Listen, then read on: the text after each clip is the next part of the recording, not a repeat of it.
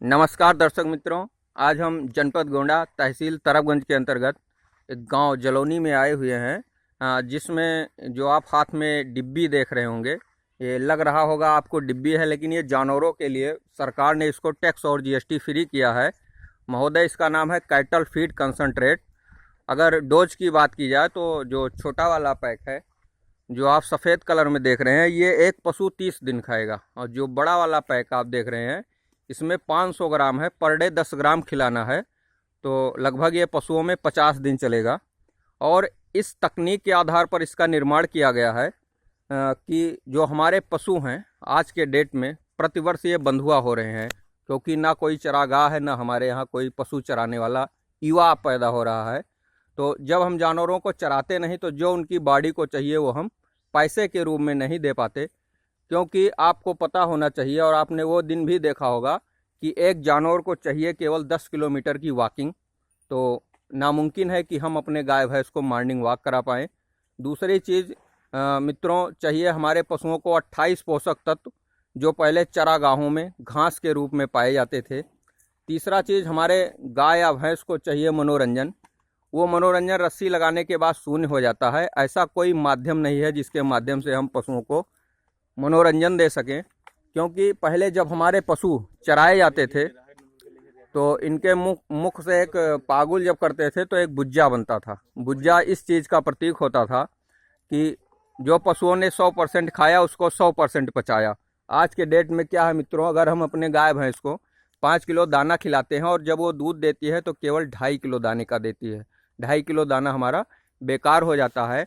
तो इसी तकनीक को स्मार्ट तकनीक में लाने के बाद महात्मा फूले कृषि विद्यापीठ पुणे महाराष्ट्र की यूनिवर्सिटी ने पशुओं को एक तकनीकी चरागाह दिया, तकनीकी चरवाह दिया, और हंसने के लिए कुछ चीज़ें इसमें डाली गई हैं।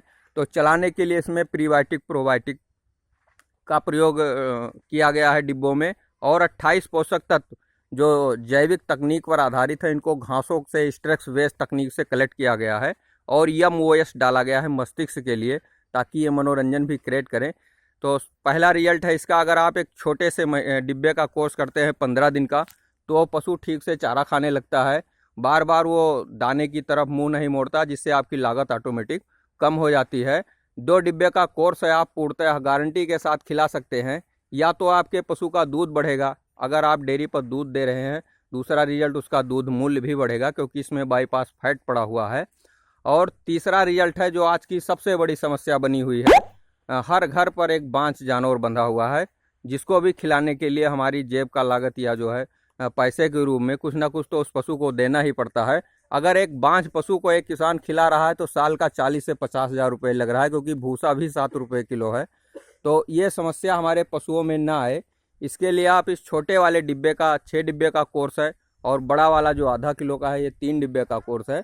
अगर आप अपने पशुओं में रेगुलर रूप से लगभग 3 से 4 महीने खिलाते हैं, तो 100% गारंटी के साथ वो पशु गर्भधारण करेगा।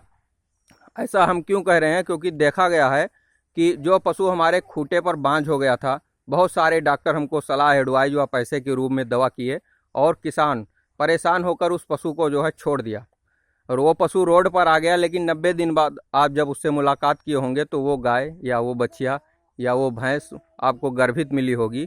तो सारी की सारी चीज़ें उसे मिली जब छोड़ी गई। 10 किलोमीटर की वॉकिंग भी मिली, 28 धूप भी चरी, और साथ में समूह के रूप में वो जब इकट्ठा हुई तो उनको बिना रस्सी के एक मनोरंजन मिला।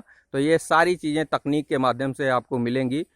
इसको एरिया से अगर देखा जाए तो अनेक डायरेक्ट सेलर हैं, जिसमें गुड्डू पांडे उर्फ विनोद पांडे के नाम से जाने जाते हैं, जो दिल्ली से गाय और भैंस का व्यापार भी करते हैं। अच्छी अच्छी नस्ल हैं, जो आप देख पा रहे होंगे। ये ब्रीड गोंडा की नहीं है, ये बाहर की ब्रीड है, और ये 100% मुर्रा है। 100% मुर्रा की पहचान ये है कि कहीं ना कहीं सफ़ेद होगा उनके मत्थे पर या कहीं भी। असली मुर्रा की यही पहचान है, अन्यथा हम तो यही जानते हैं कि ऊपर सींग मुड़ गई तो मुर्रा हो जाती है, और नीचे को सींग चली गई तो भदावरी हो जाती है। लेकिन जो असली मुर्रा है, आप देख पा रहे होंगे, ये मुर्रा की जो है सही पहचान है। धन्यवाद।